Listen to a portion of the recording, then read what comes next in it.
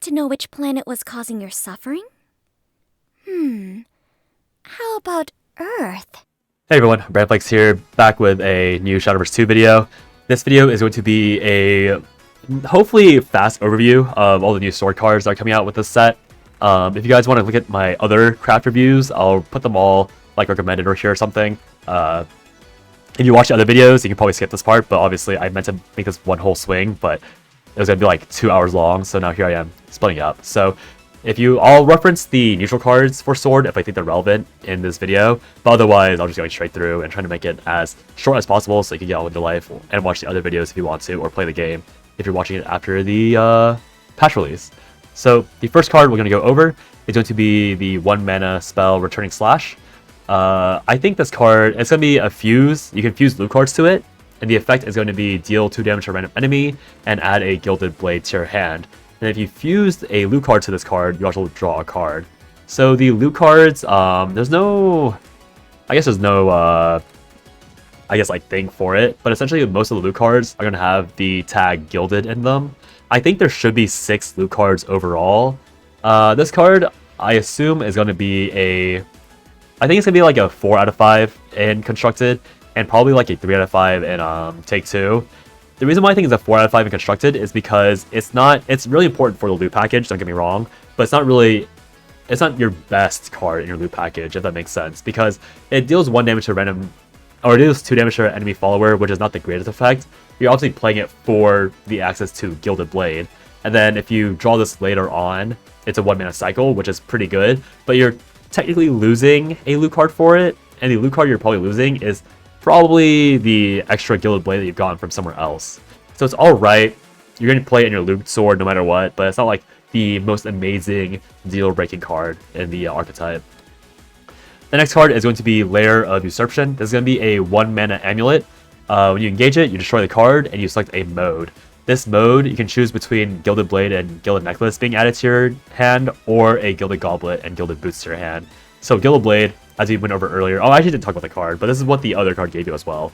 When you play it, it's a 1 mana, select an enemy follower on the field or the enemy leader and deal 1 damage. Very straightforward.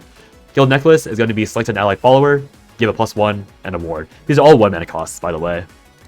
Or +1 HP and then ward. Gilded Goblet, which is the other side, is going to be a heal 2 for 1 mana, and then Gilded Boost is going to be a +1 attack to an ally follower and rush. So obviously, Gilded Blade and Gilded Necklace, they're both like 1 offensive component and 1 defensive component, but this card's going to be mostly like your initial loot card generator, so you can start using other loot cards like the fused loot cards to start generating their effects and like snowballing through that. So I think this card's a 5 out of 5 Constructed because it does give you all the Gilded cards you need to continue to start like cycling everything. And then in Take 2, I think it's like a 4 out of 5 because the value is decent. And assuming that you're playing Take 2, you need this to enable the rest of your loot cards, so it's a 4 out of 5 for that alone. Going further, we're going to go into the 2 mana follower. 2 mana 2/1 follower, Fanfare, add a Gilded Boots to your hand, and when it dies, it adds a Gilded Goblet to your hand. I think this card is also going to be a 5 out of 5 in Constructed because it's +2 loot. Very straightforward, +2 loot. And I think in Take 2, it'll also be 5 out of 5 because, again, it gives you an actual body. Not the best body, to be fair, but it is a body. Like, 2/1 body is not the greatest, but +2 loot is really, really efficient for the concept of loot sword. So I think you'll play this in every loot sword deck. You might not play this in, like, an actual mid-range sword deck, just because you don't care about the loot as much. And the stats are kind of bad compared to, like, Luminous Lance Trooper.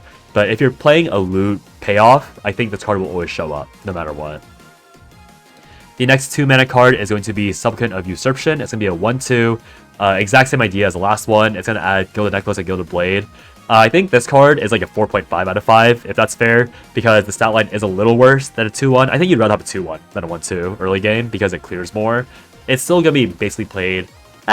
I think because of the stat line being worse, it might not actually be played in every single deck because you do want the trading value, but it's still enough of like this like loot generation that you still probably want to play it, especially if the loot package is so absurdly strong, especially going into set 4 and set 5. So I think in Constructed 4.5 and in Take 2 4, just because again the stat line is worse in my opinion, but it's still so important to the loot archetype that you probably will want to play it as like your final like cards to add to your deck if you need to. Next is going to be Shield Bash, 2-mana spell. Select an allied follower, give it ward, and then deal 4 to a random enemy follower. This is essentially a worse version of that one Haven card that they got, where it was give a random allied minion +1 HP and then deal their HP to a random enemy follower. I think this is like a 2 out of 5, or even like a 1 out of 5 constructed. And in Take 2, maybe like a 2 out of 5 because it's like a basic board clear. I don't think you ever want this card because it's literally just a worse version of an existing card. And that existing card isn't even like... It's played, obviously, because it's like removal, but it's not like the most prized possession of Wardhaven, even in the archetype that's built for. So, a pretty mid card.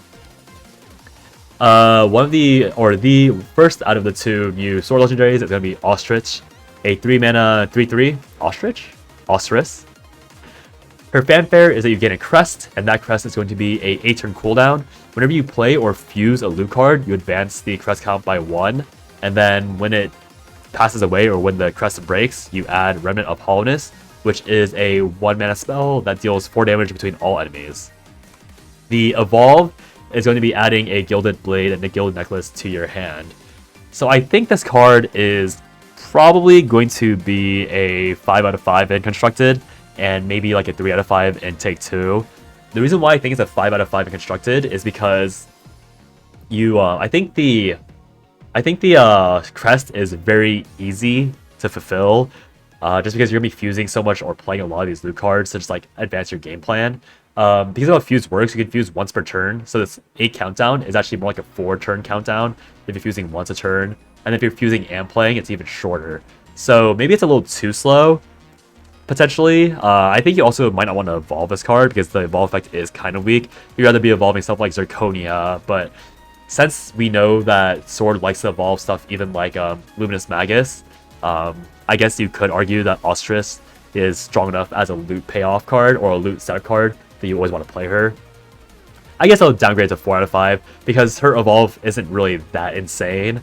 She's just because you need to evolve her for the effect, right? Like you're not gaining more loot for just playing her. So if you're out of evos or you're like trying to conserve evos for like an actual good effect, you can't really evo Octrice. And then if you're playing her later in the game, like her fanfare is very bad. So I'll say 4 out of 5. I think her high roll, like her good scenarios are very good because deal 4, it's like by order. So you deal 4 to the most recently played or the oldest thing on the board. It's either deal 4 to face, which is very good if you're trying to get more reach. And especially since of the cards later on, like you can deal 4 to face really easily. Or you just deal 4 to clear minion, which is also not bad.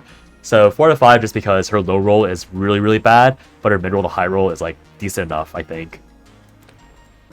Next card is going to be a 4-mana 3/3 Congregant of Usurpation. Fanfare is going to be adding a Gilded Goblet and a Gilded Boots to your hand. And then whenever you fuse or play a loot card, you deal 3 to an enemy follower. And when you evolve it, you gain 1 play point. I think this card is going to be a 5 out of 5 in Constructed and a 5 out of 5 in Take 2, just because it's like a removable version of Ancient Cannon from Portal. This card, you don't have to evo it. You can if you want to, but you don't have to evo it. But if you have an excess of loot cards and you have fused effects on your loot cards, like, okay, let's not pretend that this is an artifact where you can fuse over and over and over again because you're generating new cards to fuse into. But if you even have like 2 cards in your hand that you can fuse to, this is immediately a 4-mana 3/3 deal 6 to 2 random enemies. And you're gaining the fuse material as well. So if you have like your 6-mana legendary, if you have like that 1-mana card that we talked about at the very beginning, like there are ways to get this to activate immediately. And even if it's like if you have 5 mana, like let's say you're going first at 5 mana, this is even, you can still get 2 loot cards played because you can evo this to go to 6 mana, so you have 2 free play points, and then play your Goblet, play your Gilded Boost, and also still swing with Congregant. So it is still a very efficient turn 5 play, even in its worst case scenario. It is a deal 6 with its effect, and then you have a 5/5 to swing with.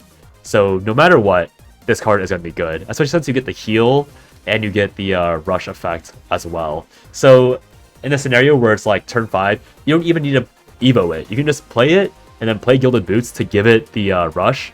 And so even at its worst scenario, it is a 4-mana 4/3 deal 3 to enemy follower, which is quite good in my opinion for Take 2 or Constructed for Loot Sword. The next card is going to be a 5-mana 3/3 Peppy Scout. It's going to summon a random Swordcraft follower that costs 3 or less from your deck, and you evolve it. It's going to buff a selected ally follower by 2/2. This card I think is going to be like a 3 out of 5 in Constructed, and maybe a 4 out of 5 in Take 2. In Constructed, summoning a random enemy or summoning a random Swordcraft follower is alright because it will always summon, I think at least, it will always summon a 3-drop first if it works like It probably doesn't do that actually. It's just any 3-drop. So for all the loot followers, they do have Death Rattles for the most part, which you lose the fanfare effect, but you're technically gaining that 2 mana for free, quote unquote. So it's a little bad in the scenario that you're losing 1 loot card, but you're getting the other stuff. And obviously there's still, like, again, Luminous Lance Trooper, you would rather not summon because you lose the 1/1. Stuff like Coachwoman, you're happy with summoning. Stuff like Rosé, you're okay with summoning because it's a 3-mana 3/2 rush. Saria, you don't want to summon. So, like, you have to prep your deck around this, but there's enough good 2-drops and 3-drops in Sword that you probably don't want to put that restriction on yourself. But in Take 2, you don't care nearly as much because you're just thinning your deck for good cards. Actually, with that said, even in Constructed, you're probably happy with playing this card because you're thinning your deck out and pulling out those quote-unquote bad minions in your deck for a better draw. So I still think a 5-mana 3/3 only summon a 3-drop is pretty bad, but it could be worse. So I still think it's like 3 out of 5 in Constructed and a 5 out of 5 in Take 2. Yeah, I could be proved wrong pretty easily with certain mana cheat cases, but we'll see. The next card is going to be Comrade of the Swordmaster. It's a 6-mana 5/5. Last words, summon a Comrade of the Swordmaster and remove last words from it.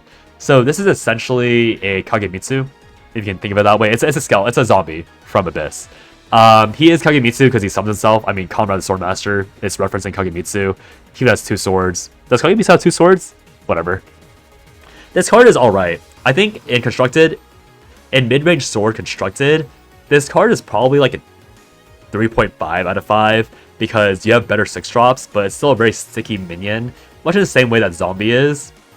You have to clear it twice to really kill it, otherwise it's 5 damage, maybe even more straight to the face.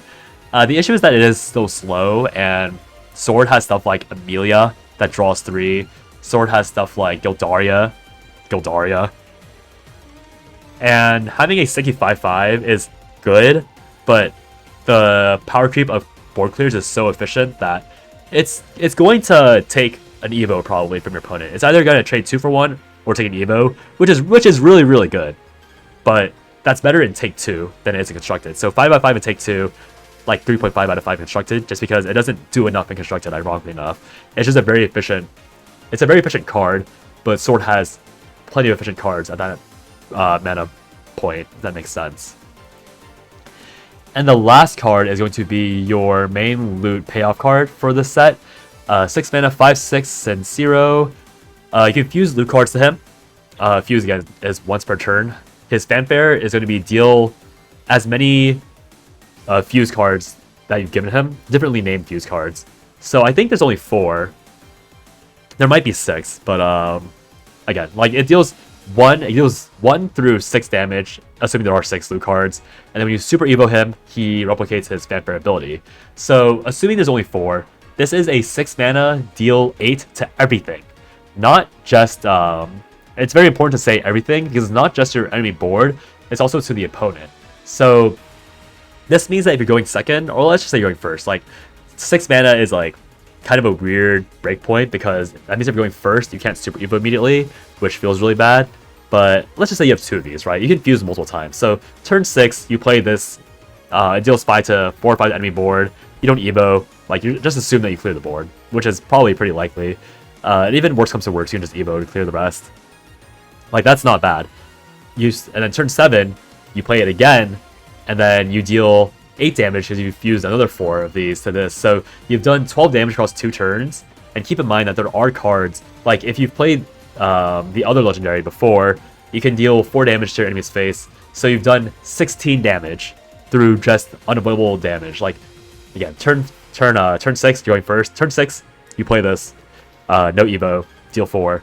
Turn 7, you play this, super evo, so you're gonna deal. You're probably not gonna swing with super evo because everything's dead. You deal 8, so it's 12 total, and you play the 4 mana card that deals 1, that deals 4, 16. You only need to deal 16 or 4 damage, and if there are more fuse cards that exist, you can actually OCK them if there's 6 fuse to the last one, because it's 4, and the next turn it's 12 plus 4. So you can win games on turn 7 very easily with Loot Sword if you high roll. Of course, high rolling is having 2 copies of Sinciro, so we'll see. This is obviously a 5 out of 5 in both Take 2 and Constructed.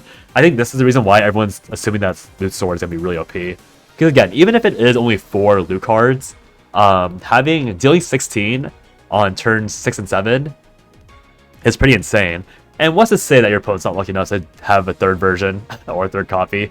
And what's to say that you don't just stall, like if you're going first anyways, what's preventing you from playing like Amelia on turn 6 and then playing Sinciro twice? Because you play Sinciro with Sinciro, 8+8, and then again, you play that one deal forward card. Like, you have a lot of ways to just pressure opponents super easily with Sinciro. So this card's like, I would even say 6 out of 5. He's breaking the scale. This card's super strong of a payoff, and we'll see. I mean, Sword's obviously going to be tier 1, Loot Sword is, because current Sword is also very strong, and Sinciro technically only empowers that. But we'll see if the loot package is so strong that you can play Sinciro without dedicating your deck to loot. So he's just like a better payoff, or like another version of Gildaria, essentially, that you can just play for fun. So we'll see. Anyways, click on a different video for the other crafts. And yeah, if you guys disagree with my sword evaluations, I am a forest main after all, so I could be wrong with all of these. Just let me know in the comments. And I'll see you guys in the next one. Bye-bye.